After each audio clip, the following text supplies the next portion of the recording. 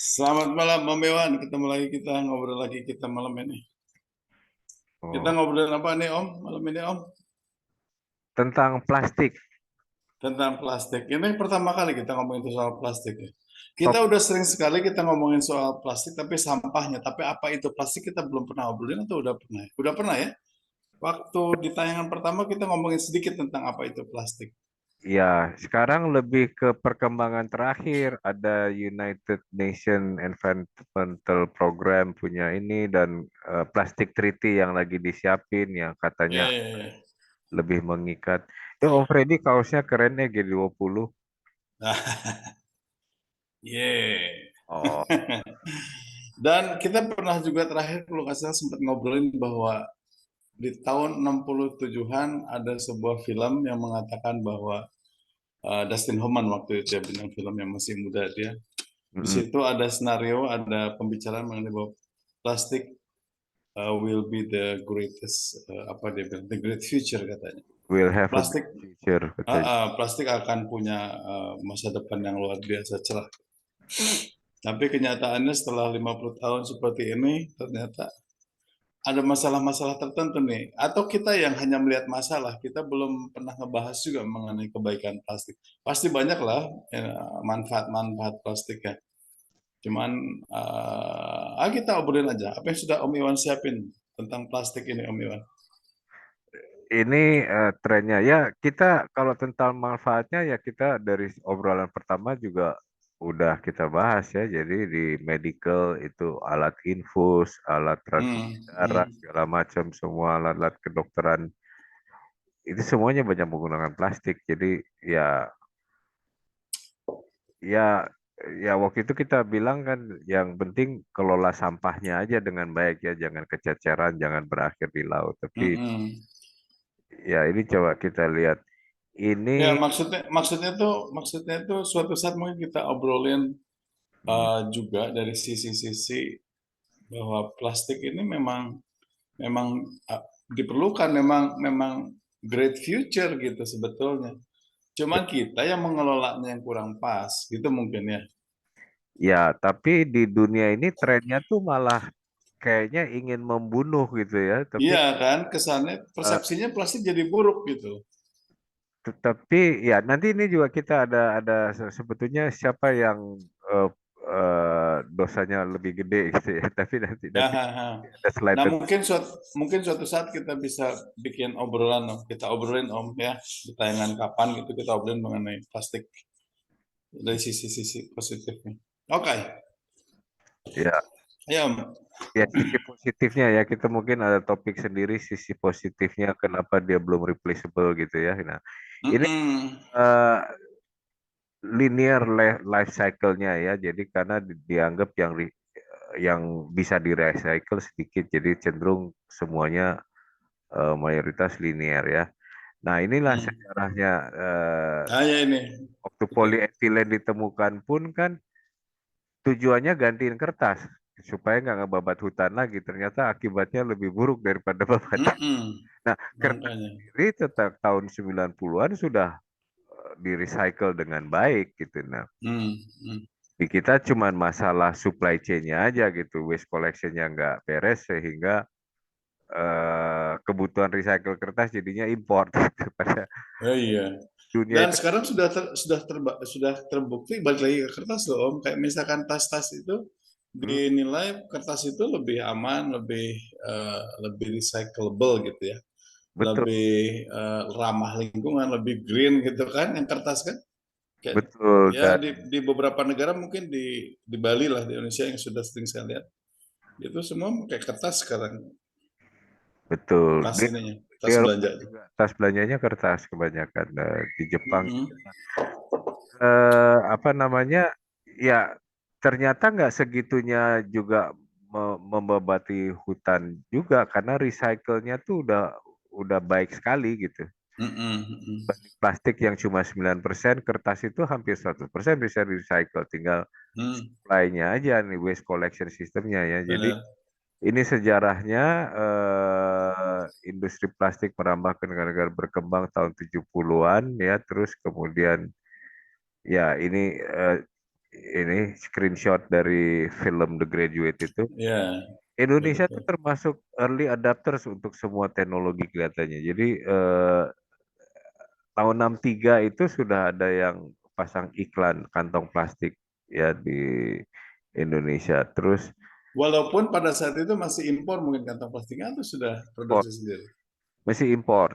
Nah, Masih impor ya? BASF sendiri buka tahun 76, tapi mulai membuat aditif untuk bahan plastik itu baru 2011. Nah, sebenarnya Hmm. industri petrokimia yang ini 84 sama 88 nih mulainya. Itu Hmm. hulunya banget ya. Kemudian jadi kalau dibanding dengan Kamboja dan Vietnam, Malaysia, kita tuh early adapters terhadap plastik Hmm. ya. Kemudian, oke, nah ini ilustrasi berikutnya nih yang bagus nih. Jadi dia mulai dengan, ya, key message-nya adalah 8,3 juta ton per tahun ya, rata-rata antara tahun 90 sampai 2016 ya, dan saat ini sudah berapa, 335, by 2016 aja udah Hmm. 3,3 Hmm. juta ton. Jadi ilustrasinya ini dari kisah raja, siapa nih? Raja yang dianugerahi Tuhan, katanya semua yang disentuhnya menjadi emas, tapi ternyata menjadi Hmm. bencana. Makanannya pun disentuh jadi emas. Terakhir Hmm. putrinya, dia lupa peluk putrinya, jadi emas. Jadi dia berakhir Hmm. malah kelaparan dan kesepian. Hmm. Ini ilustrasinya ya seperti itulah emas yang kemudian membawa bencana. Ini plastik, ini videonya. A similar wish granted when we learned how to turn brown, stinky goo into magic. Plastic. Cheap, sterile, and convenient, it changed our lives. But this wonder of technology got a little out of hand.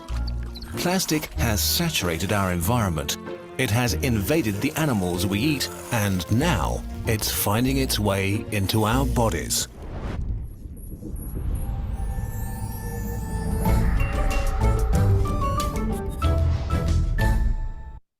Ya, ini dari YouTube ya, kita ambil potongannya, How Humans Hmm. Are Turning the World into Plastic.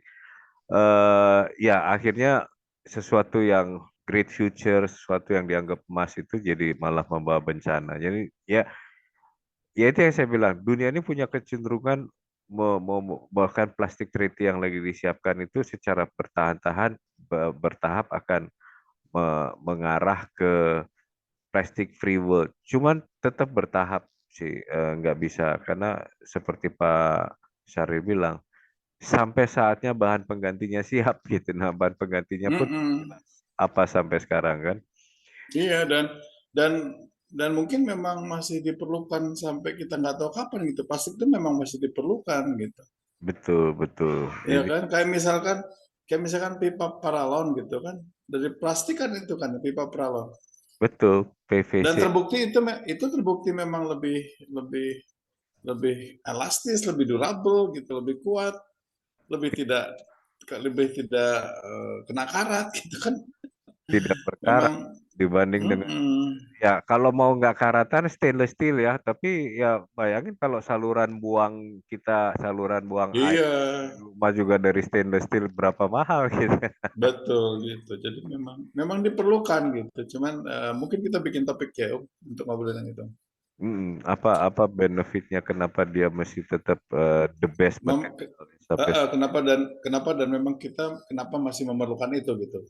hmm, Jadi di sini kan kesannya kalau dalam film ini plastic pollution itu memang yang dibahas pollutionnya gitu. hmm, hmm, hmm, hmm. Tapi bukan berarti plastik itu buruk gitu. Ya Supaya ini nggak salah persepsi. yang kita paparkan ini adalah kecenderungan yang dari dunia ya, dan ini juga produk film cuplikan tadi itu kan juga kerjasama dengan UN Environment Program bikinnya ya.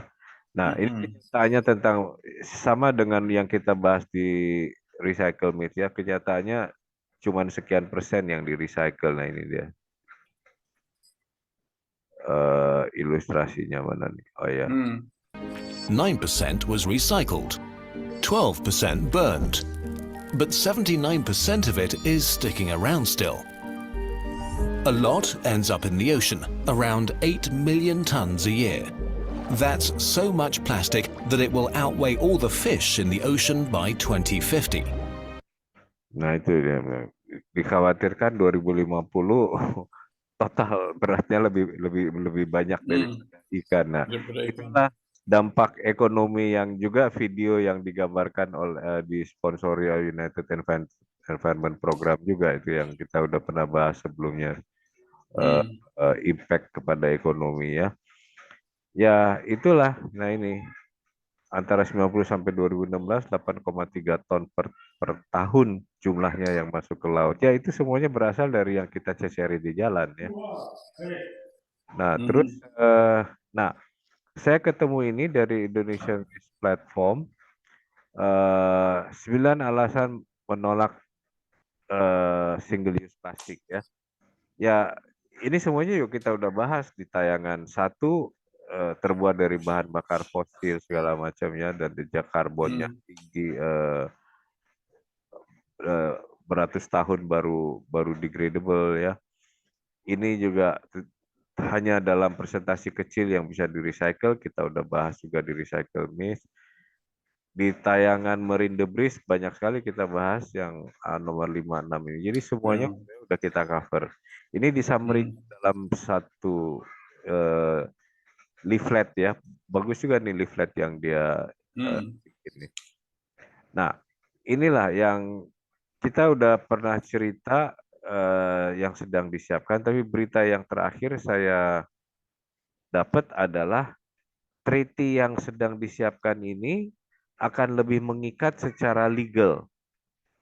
hmm, Jadi negara-negara anggota PBB secara legal akan terikat karena sebelum mereka negosiasi tentang kontennya plastik treaty ini semua udah tanda tangan bahwa ini akan mengikat kami segala macam itulah.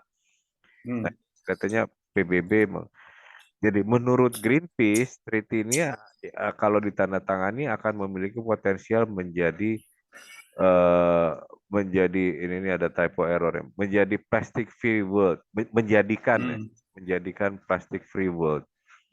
Bahkan ya ada yang bikin ilustrasi kartun gitu yang bawa anaknya ke museum lihat botol plastik itu di museum.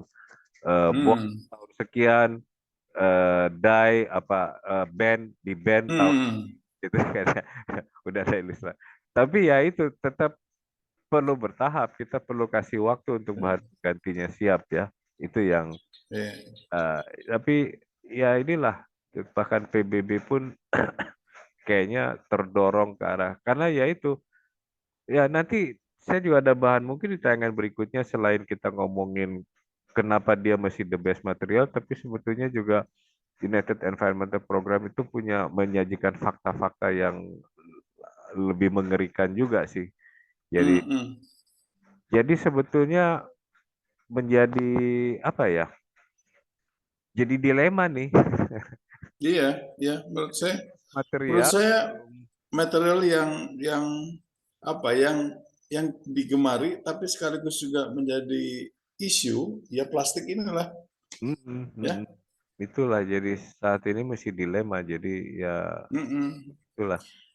Dan sepanjang tayangan kita ini, sepanjang obrolan kita ini, kita belum ngebahas betul-betul ngebahas maksudnya mengenai plastik yang memberi manfaat lebih gitu supaya kita agak netral gitu. Ya, ya, Ya, manfaat lebih ya itu di dunia kedokteran, di dunia ya, ya atau misalkan dalam kehidupan sehari-hari kan kita bisa lihat juga sih bagaimana plastik itu sangat membantu kita gitu. Toples untuk ibu-ibu gitu. Kalau kaca kan berat ya, pecah, mudah pecah gitu. Toples, kemudian wadah kerupuk, misalkan itu kan plastik semua itu. Dan sangat membantu membantu kita gitu sebagai sebuah rumah tangga gitu. Kalau bahkan di jatuh nggak apa-apa. industri otomotif, sepeda motor dan mobil itu eh, Udah pakai plastik sekarang. supaya lebih ringan, tidak boros bahan bakar gitu ya. Jadi udah pakai Hmm.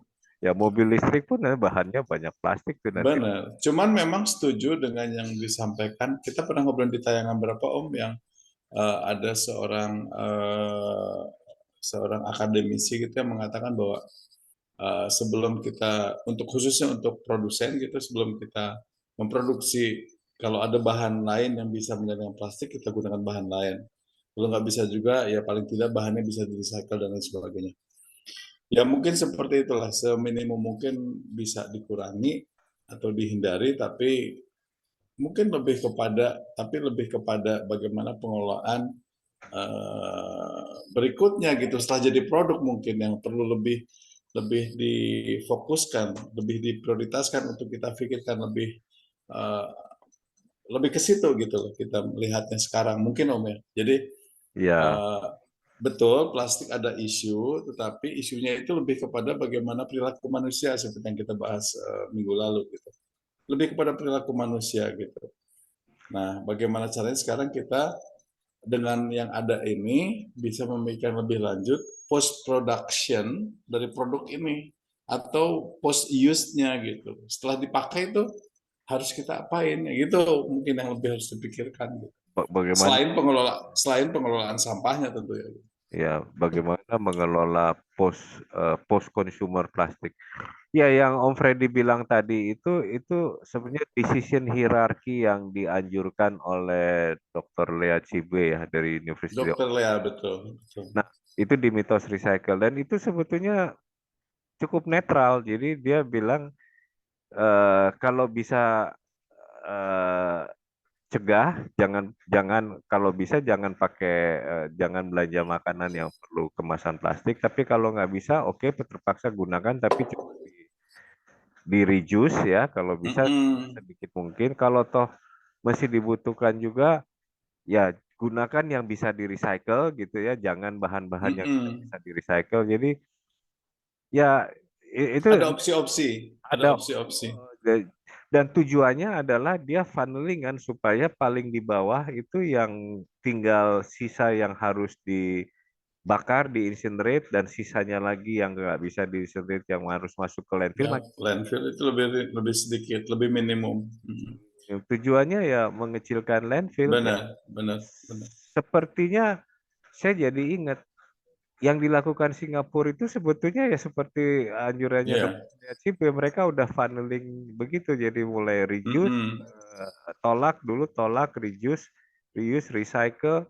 Ya, bagaimana tujuan akhirnya secara bertahap makin habis yang harus masuk ke landfill gitu kan. Betul, betul, betul. Jadi mungkin Singapura sudah melakukan tuh seperti Mm-mm. decision hierarkinya Dr. Lea Cipe. Mm-mm. Nah, Jadi tanpa punya pretensi bahwa plastik itu buruk gitu loh. Jadi, betul betul. gitu nggak Om? Jadi kita melihat plastik sebagai sesuatu yang netral gitu. Plastik itu tidak buruk sebetulnya, cuman bagaimana kita mengelolanya kan gitu ya. Tapi ya itu harus integrated banget ya kalau kita mau melaksanakan decision hierarkinya Dr. Lea Cipe. Jadi ya, waduh, sosialisasinya saya nggak kebayang untuk merubah perilaku Hmm. aja. Kita bahas sebetulnya Mm-mm. 3 tahun. Mm-mm. Gimana supaya sistem itu membudaya dan semua orang sadar menjalankan sehari-hari sesuai dengan decision Mm-mm. hierarchy itu. Waduh, saya nggak. Tapi mungkin ya itu tadi, mungkin juga pengetahuan masyarakat mengenai plastik itu sendiri juga perlu perlu ada gitu. Perlu ada informasi, perlu ada sosialisasi mengenai apa itu plastik gitu. Betul betul. Supaya bisa paham juga, oh ternyata plastik itu sangat berguna, tetapi kalau dikelola tidak benar akan menjadi seperti ini.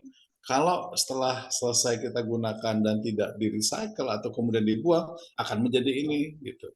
Jadi pemahaman mengenai plastiknya juga harus ditambah gitu. Jadi pengetahuan mengenai plastiknya. Kalau di zaman kita waktu masih kerja mungkin product knowledge-nya gitu. Perlu tahu nih product knowledge. Si plastik ini apa sih gitu. Kenapa sih kok dia berbahaya dan lain sebagainya. Kan gitu Om harusnya. Jadi bukan masalah akibatnya ya. Kalau kita bicara pollution kan sudah akibat. Betul betul. Kemudian marine debris kan sudah akibat gitu. Littering itu juga sudah akibat. Gitu. Hmm. Tapi penyebab utamanya, roots-nya apa sih ini, akar permasalahannya apa sih ini gitu. Dalam hal perilaku manusia seperti yang kita obrolin sebelumnya, itu kan adalah bahwa perilaku manusia ternyata ujung-ujungnya itu adalah awareness, ya Om, kan gitu. Awareness, kemudian ada apa lagi kemarin itu, yang seperti itu gitu. Kemudian itu dari sisi perilaku. Dari sisi produknya ya plastiknya ini apa? Gitu. Harus tahu dulu juga mungkin plastiknya apa ya, berbahayanya kenapa berbahaya gitu, dan lain sebagainya. Mungkin seperti itu, mungkin seperti itu. Iya. Nah kalau ini kan sudah seperti yang dilakukan sekarang, baik di PBB ataupun oleh negara-negara lain, itu sudah lebih kepada firefighting gitu kalau menurut saya. Betul, betul. Nah, ini kembali juga ke produsen ya. Kebanyakan menggunakan multi material, multi layers itu juga kan supaya barangnya awet, super produknya awet. Nah, produknya awet ini kan Hmm, terkait dengan panjangnya supply chain kan, masuk di distribusinya kan, jadi iya. gudang, gudang distributor, masuk ini supermarket. Mm-mm. Nah, bagaimana inovasinya adalah memperpendek eh, jalur distribusi Jalur distribusi. sehingga nggak perlu multi layers, multi material, cukup dengan bahan-bahan yang mudah di recycle kan yang jadi masalah karena multi materials, multi layers ini sangat challenging untuk di recycle. Jadi ya satu-satunya challenge-nya buat produsen adalah potong jalur distribusinya sependek mungkin supaya tidak perlu material yang multi material itu, jadi sebagian besar yang digunakan yang benar-benar bisa di recycle. Nah, Hmm. ini mungkin ini kita perlu perlu menjadi policy policy yang kita anjurkan nih ke Mungkin perlu diusulkan ke PBB ini daripada ini kan, ini kan sudah mulai harus waste collection step ini udah lebih kepada apa namanya? Ya itu tadi. Jadi ya, apinya sudah ada baru sekarang berusaha dimatiin gitu. Tapi ya, mungkin mumpung belum terjadi, PBB juga harus menyusun agreement atau treaty mengenai pencegahannya. ya, ya bagaimana strategi di produsen ya. Nggak usah jauh-jauh ke PBB Mm-mm. kali. Kalau kita bisa influence policy-nya KLHK, jadi EPR law-nya itu mendesak produsen untuk menggunakan sebanyak mungkin yang bisa di recycle. Ya, dengan cara apa ya? Jalur Hmm. distribusinya sependek mungkin supaya nggak perlu bahan-bahan yang menjamin awet, yang multi layers itu kan. Hmm. Ini mungkin yang mesti dicoba. Jadi kita mudah-mudahan ada bapak-bapak dari KLHK mendengar ini ya. Hmm. Oke, Nampaknya kita harus susun beberapa rekomendasi. kita mesti mungkin kita saking ininya kita akhirnya bisa keluar dengan beberapa rekomendasi yang bagus ya. Ya, ya. Nah, ini video slides yang berikutnya cuman saya kasih sedikit brief ya. Jadi dia bercerita tentang sampai hari ini aja sampai 2025 itu masih expanding nih. eh Pabrik-pabrik poli apa petrochemical plants ya. Dan itu Hmm. mengalir terus-menerus ke negara-negara dunia berkembang, memenuhi pasar, belum lagi ditambah dengan illegal export dan illegal import nih yang jadi makin Hmm. parah dan korbannya negara-negara berkembang. Nah, sampai akhirnya kesimpulannya jadi mungkin ya ini jadi kayak Om Freddy bilang, jadi dunia ini jadi seakan-akan ya udah rame-rame close the tap aja gitu kan, jadi jadi Hmm. pemadam kebakaran. Tapi sebetulnya ya itu tadi kalau ikutin logikanya Dr. Lia Cipe dan juga bagaimana strategi produksinya ya produsen yang dipengaruhi oleh strategi distribusinya juga ya sebenarnya bisa Hmm. menggunakan sebanyak mungkin yang di recycle sebetulnya. Hmm. Nah kita Ya, lihat ya. dulu lah ya ini ya tren dunia yang lagi ini yang menggambarkan eh, mau rame-rame mau bunuh plastik aja gitu lah ini ilustrasinya. Hmm.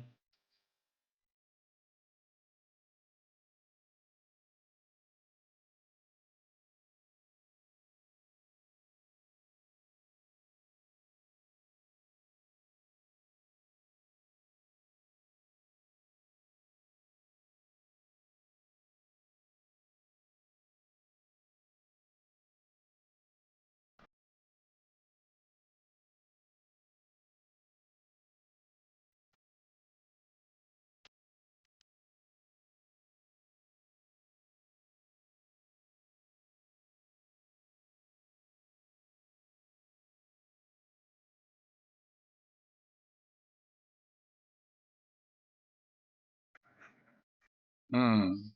Lumayan ada fade out-nya ya. Iya, iya.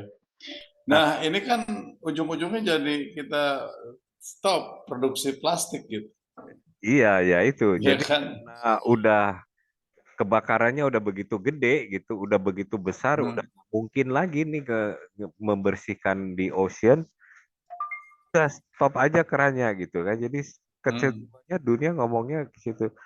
Nanti di tayangan apa ya nanti saya eh, kalau nggak salah di Marine the Bridge nanti ya lanjutannya. Sebetulnya ada ilustrasi antara produsen sama negara-negara yang waste managementnya, waste collectionnya parah, mana yang lebih gede dosanya dan itu ada Hmm. petanya tuh nanti nanti kita lihat. Jadi Ya, sebetulnya teman-teman kalau yang bisa subscribe makin banyak yang subscribe dan bisa menyaksikan tayangan kita urutannya 1 sampai 10, 1 sampai 11.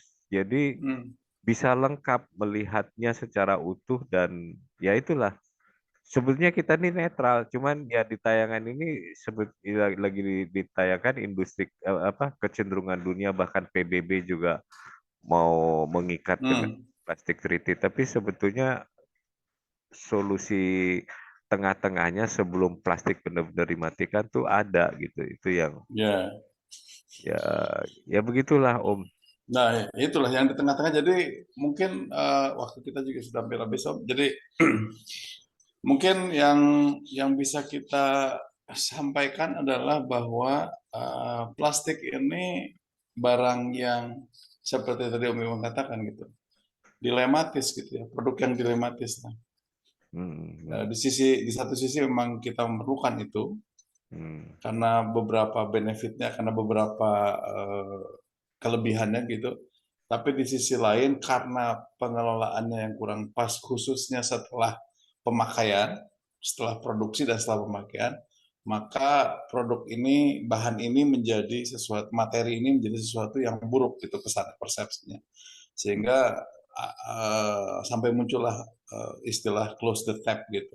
Karena sudah saking banjirnya harus ditutup dulu kerannya gitu supaya bisa dibersihkan. Mungkin begitu ya. ya itu mungkin logikanya ya. Jadi Nah, tapi eh, seperti yang tadi saya sampaikan juga Om, tapi sebelum itu kita close, kita harus ada beberapa upaya seperti dalam sudah kita bicara dalam obrolan kita mengenai bagaimana mengubah perilaku, bagaimana mengubah tata kelola pemungutan sampah dan lain sebagainya. Yang mana itu menjadi salah satu atau salah dua dari beberapa faktor-faktor menyebabkan adanya tumpukan sampah plastik di lautan gitu. hmm, Ya kan Om? Nah itu aja belum diberesin gitu. Jadi mungkin dengan sambil diberesin itu sambil juga kita melihat alternatif-alternatif lain untuk kemungkinan sampai dengan close to tap. ya Sebetulnya saya sendiri secara pribadi sih nggak mungkin kayaknya kita close the tap untuk penggunaan plastik gitu. Ya bagaimana kita menyiasati penggunaan plastik itu yang mungkin kita harus lebih lebih fokusnya ke situ lah. Gitu. saya Dan bersemangat banget dengan pemikiran itu. Bagaimana para produsen ini merubah strategi distribusinya, memperpendeknya sehingga juga bisa eh, just strategi kemasannya gitu, sehingga bisa hmm, menggunakan sedikit mungkin multi materials itu gitu. ya ya Eh, itu sebetulnya. ya nggak kembalilah kita nggak bisa menyelesaikan sebuah masalah dunia ini hanya dengan obrolan 20-30 menit.